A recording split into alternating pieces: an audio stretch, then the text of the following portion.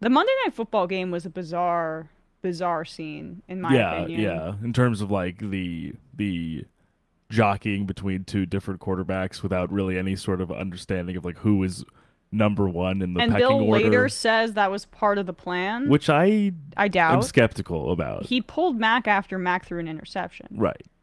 And then Mac leaves, and these Patriots fans, I'm sorry, guys, what is wrong with you guys?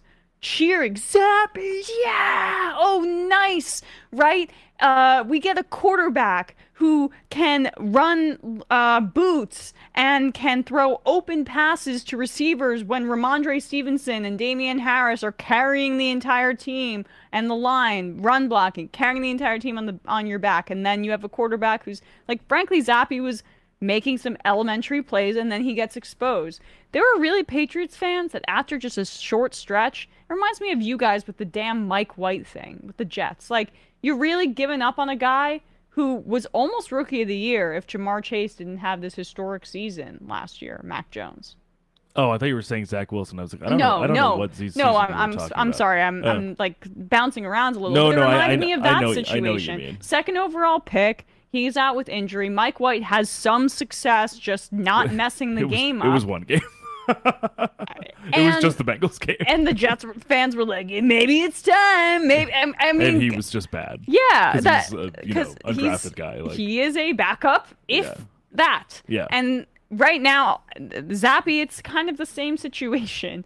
So I don't understand why Patriots fans are so quick to throw Mac Jones overboard. And frankly, He what hasn't done enough to really warrant that score. And it's not as if he's been consistently bad. He was, like you were saying, he was genuinely like, I thought honestly of if we had to do that draft over again purely on 2021 performance, he could have been like in the top five in I, terms of like like redoing that draft, redrafting. um, And of course, me and you have both said, imagine him on the 49ers, the 49ers should have taken him. Yeah. There's no question about it if they were What going to could trade Kyle up to. Shanahan do with that guy? Yeah, That pro-ready quarterback. the reason that Mac Jones struggled early in the year before he got injured was because Bill Belichick, who I've been a defender of for a really long time and have often attributed the championships more to his coaching than to, Tom Brady being elite. And that we'll never know if that was the case.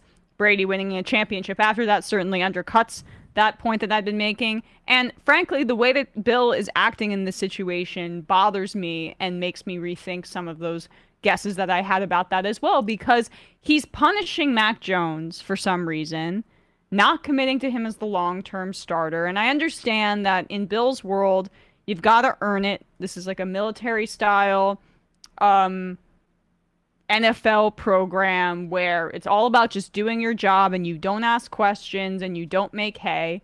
But the scuttlebutt is that Mac Jones was upset about the inexperienced coaching staff on the offensive side of the ball with Joe Judge and Matt Patricia running the offense. He has Two an guys who have never. absolute right to be upset. Yeah, it's two guys who have never been offensive No, coordinators. and Mac Jones knows. So first of all, he worked with Josh McDaniels last year. I think they had a very good relationship, as Josh McDaniels seems to have with his quarterbacks generally, and he sets them up to succeed. So natural to be upset about it. And I think he would have been fine if maybe someone on the offensive staff under McDaniels was the new offensive Yeah, coordinator. like the quarterbacks coach, maybe, or But like but someone like that. instead, Bill decides to put a defensive coordinator And a and a special special teams teams coordinator. coach who failed as the coach of the New York Giants and the other who failed as the coach of the coach of the Yeah, Detroit Lions two like famously bad head coaches as for their tenures. right two offensive minds because Bill thinks he's above it and I Yeah, understand he has enough credibility for a lifetime on that front. But this is not the right way to do things. And part of why I think he did it is because Belichick keeps a tight circle, and I think he believes in Patricia and Judge and wants them to get opportunities elsewhere, and he sees the writing on the wall that the way you do that is to have a lot of offensive understanding. But what about your team? What about your team? And just, Mike Florio brought this up the other day, compared it to when Malcolm Butler was benched the entire Super Bowl yeah. for some reason, right? I forget what it was, but he and Belichick might have had an argument. Butler didn't fully specify after the game, but he was benched the whole game. He was their best defensive back at that time. They lost the Super Bowl to the Philadelphia Eagles. Yep. This is not a good way to run your organization in the modern NFL. And I understand, like Bill's philosophy was what the NFL has been for decades. We're in a new era. You've got to treat the quarterback as a part of the offensive structure because that is what they are asked to do. They are responsible for the offense. They're the general. They're the person calling the plays. So you can't at the same time say the quarterback's the same as everybody else, regardless of draft status, regardless of whatever. And then at the same time ask all of these things of your quarterback. You can't have it both ways. That's also if that's the case, that's not even being lived up to because the quarterback actually isn't being treated the same as everybody else if the indecision of who is the main starter is leading to ostensibly like a power vacuum or like a kind of impasse at the most important position in the entire game right now, where it's not exactly certain who is the starter and who is going to be starting going forward and why, to the point where I don't remember a whole lot of times before this particular situation where a wide receiver, in this case Jacoby Myers, would feel comfortable saying, I wasn't fully comfortable with how this was handled, not only just in regards to Mac Jones the player, but Mac Jones the man. He said it was just hard to see this happen to him during this game personally. I mean, that's the kind of thing where Belichick's got to have some empathy here. Yeah. Because apparently, I'm skipping around a little, apparently the Mac Jones was unhappy with the coaching structure. And it seems like he may have said something to somebody, not even maybe didn't mean to get back to Belichick, but it did, and he's punishing him. And the thing is, I think it's hard. I think it's one thing to have a level of impatience or a level of frustration build up over the course of time in some sort of good faith if you're a certain team. For example, like I could understand 49ers fans having some frustration with what's been going on at the quarterback position because they've seen, I mean, listen, don't get me wrong, obviously Garoppolo has been behind center for a lot of 49ers success, but I understand in terms of wanting to see some sort of progression from that. Oh yeah, after so it's been despite right, Jimmy G, not because of exactly. And after so many years of the same kind of format being run out, and not always by choice in the sense of they weren't. I don't think Niners fans were necessarily expecting Trey Lance to be out for the season week 3 and having Jimmy G back in that role as he was for the last 2 or 3 years. He may come back like in a few. I guess weeks, maybe in a few we'll weeks, see. but we'll see. Right? Who's to say? And who's to say what it will result in?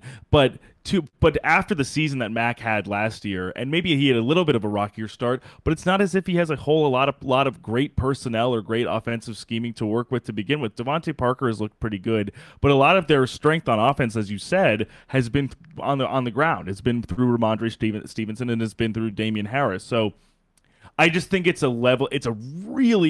is the case that Zappe is either actively competing for the job or will supplant Mac at some point, it just seems like a really tight rope. It seems like a really quick hook for Mac when I don't necessarily think he's been so abominable that it would warrant him being taken over by a fourth round rookie. But that's what I'm saying. I don't think it's about play. Yeah, no, I think it's personal. Because it would be hard to justify if it's only about play. That's the thing. Yeah. I mean, and we saw it looks like Mac is going to start next week against the Jets, but see how we'll see how quick the hook is there too. That's exactly right. Who knows? Because Bill Belichick keeps these things under lock and would refuse to answer the question. He was asked who will be the starter, and he said the quarterback will be the quarterback, essentially. Right. You know? At a certain point, dude, you know, you've got to treat your players and take into account the public criticism that they might receive. Like, I understand that you don't care, Bill, but these players are also human beings, and they're going to bear the brunt of this. And so to have Mac Jones endure that, to get booed off the field, and then you yank him after an interception to put Zappe in, as Jacoby Myers was saying, that's just not nice. Like that is not treating your players right. And And that matters more than ever before. It's it just does. there's just more like there's just more deference to that, especially to, like you said, people in certain positions, like when you're the quarterback.